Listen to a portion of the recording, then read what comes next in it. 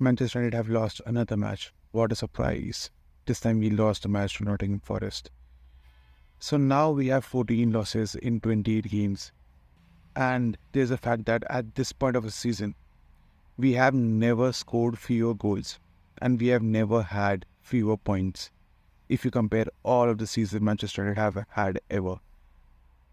So, as bad as our players are fundamentally, even though our players can't do the basics, if you have stats so bad and if we play such bad football, you have to put the blame on Ten Hag as well.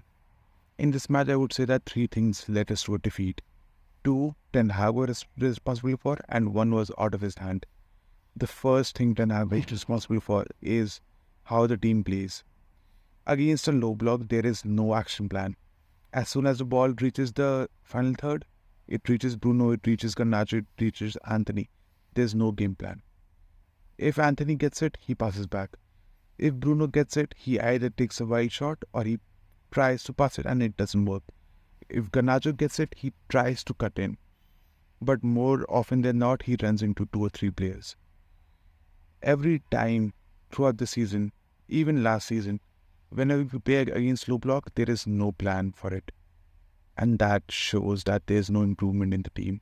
Another issue with the team and the tactics are how easy we concede goals from cutbacks. Morgan White receives the ball in our penalty box. He has enough time to turn, to find Dominguez, to give it to him, and for him to be empty as well, to shoot at the goal. So these are two players inside our own penalty box who are unguarded. No one's marking the runners. The second goal, once again, both McTominay and Dalot are marking Ilanga, and yet no one is marking Morgan Gibbs White. So at this point, you have to ask, what is the defensive structure? What are other tactics being told to these players? How to mark them? Conceding goals from crosses and cutbacks has been the problem of United throughout the whole season. And then you have to question Ten Hag. What is being practiced in the training sessions? Why is this not being solved at training? How is it that every game, every month, we concede similar goals, and yet nothing is being done about it? The second thing which Ten Hag is responsible for is the substitutions. I don't know how did Ten Hag see that first half and decide that Menu was the problem in that midfield. And then he decided to make even worse decision of substituting Menu for McTominay. That substitution alone made us lose the match. After the match, Erik Ten Hag says that it was a tactical decision that Menu didn't have enough energy to play, so he substituted him. Fine. You want to bring energy? Why did you opt for McTominay? If you want to bring energy into the midfield, bring Dan Gore, bring Hannibal, substitute Eriksen off.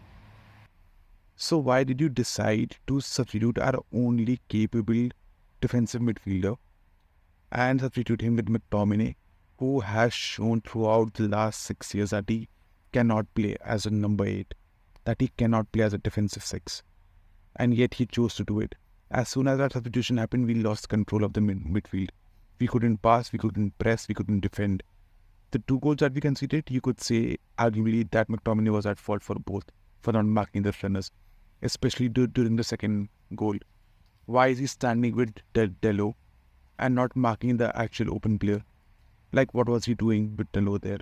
Another problem with Erik Ten Hag is Anthony.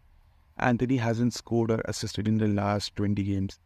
Yes, Anthony's price tag is not Ten Hag's fault, but continuing to play him in his really bad form is Ten Hag's fault. If you look at Anthony's performance, not in this game only, but any game, whenever he gets the ball in an open area where he can attack, where he can run, he doesn't do that. He drags the ball back, slows the game down, passes backward or sideways, not forward. Whenever he does decide to go forward, he shoots a shot which is off target or very easily savable. His crosses are not accurate. He barely ever dribbles with his right or passes with the right. There's so many problems with Anthony, and yet Ten Hag keeps playing him, starting him, and not giving chance to Pellistri or Ahmed. Ahmed has just come back from injury, fine. Give chance to Pellistri. Just stop focusing on Anthony so much. If you want Anthony to adapt faster, just play him as a substitute. That's the easy answer. The moment Anthony was subbed off, early substitution, you could see how much better Ahmed was playing on the right wing. The third thing, which I would say is not Ten Hag's fault, is the injuries and the squad depth. If you look at the squad that played against Nottingham Forest, we did not have a proper CDM. Casemiro, unavailable. Amrabat, unavailable. Then strikers, Martial, unavailable. I don't know what is going on with Martial. He's mostly unavailable. It's rarer for him to be fit than to be unavailable. Then Haaland got unavailable. So you look at that bench, and how can you say that that's the bench of a top team? That's simply not. We are the club with the most injuries in the league. And we are still continuing to get more injuries as the season progresses. It's not like it's becoming less. So Ten Hag actually didn't have many choices other than playing Rashford up top. But the problem with that is Rashford cannot play up top. If you look at this passing map, at half-time, Rashford wasn't even playing as a number 9. He's playing as a false 9 or a number 10 for some reason. We didn't have a focal point in this game. And that's one of the many reasons why you couldn't break the low block. So in Ten Hag's defense, there's not a lot he can do. If he has injuries to his main players, and then his bench doesn't also have any options. Like he didn't have any senior options on the bench, except for the kids and Donny, who's already leaving. Similar with the forwards, he couldn't substitute someone who could play in the 9. Similar with the defensive CBs, we don't have any other CBs available. Lindelof injured, Maguire injured, only Kambala, who's a youngster. Same with the fullbacks, only Reguilon available. So there is such a shortage of depth in this club that you can understand to some degree that Ten Hag cannot perform to his best degree. But the biggest thing is, we performed well last season when McTominay wasn't in the team. Now McTominay is in the team and we're continuously playing bad. One thing that I wanted to point out is referees.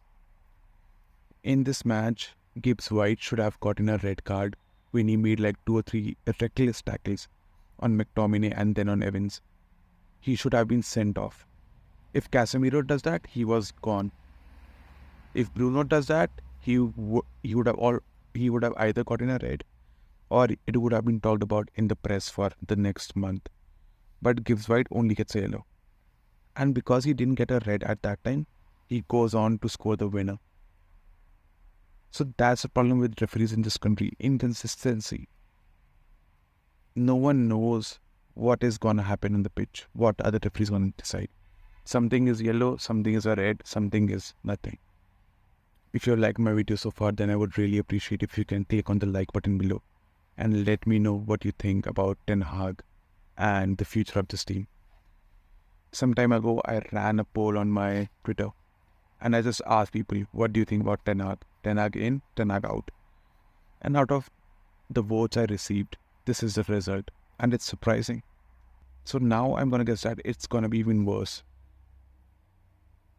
So going forward, I don't know what's going to happen with the tactical review of Ineos. But at this current form, it's looking really tough for Ten Hag to survive the season. I don't know if he survives. If he wants to stay in the job, he needs to buckle down, make bold decisions, and try to improve the team. If he makes major mistakes, naive mistakes, like Anthony and McTominay, he's gonna get himself sacked. I'll see you all in my next video. Goodbye.